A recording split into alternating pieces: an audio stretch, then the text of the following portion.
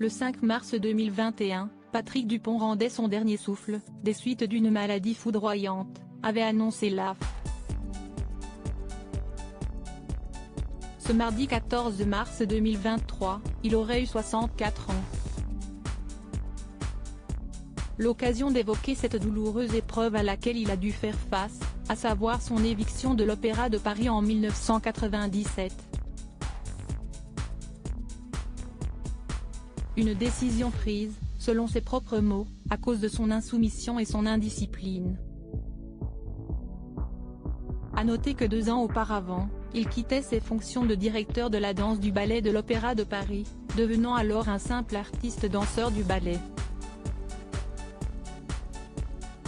Une situation très dure à vivre pour le danseur. Je me croyais immortel, mais à partir du moment où j'ai été licencié de l'opéra, il y a 15 ans, j'ai senti la mort s'approcher. Tout le monde m'a lâché. J'ai beaucoup perdu en arrogance, gagné en sagesse, avait-il confié au Figaro. Mais il ne s'est pas laissé faire, car il avait poursuivi l'institution en justice pour licenciement abusif.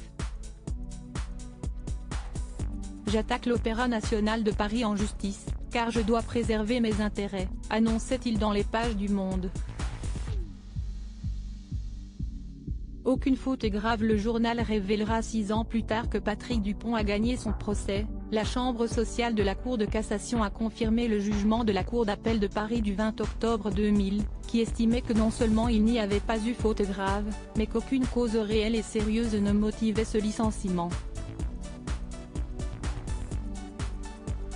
Pour rappel, il lui était reproché d'avoir refusé 3 rôles, de ne pas avoir dansé au cours de la saison 1996-1997, et surtout de s'être absenté des répétitions du Sacre du Printemps de Pina Bausch pour se rendre au Festival de Cannes.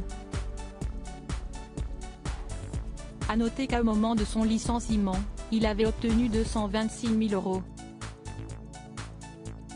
Malheureusement, les problèmes ne se sont pas arrêtés là pour l'ex-danseur, car en marge de cette affaire, il a été victime en janvier 2000 d'un terrible accident de voiture.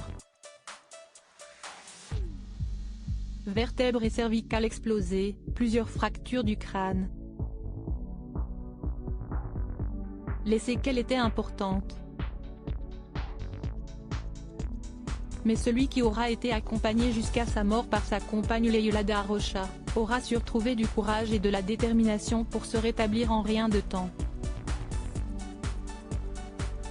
Résultat, 7 mois plus tard, il remontait sur scène. Une belle histoire.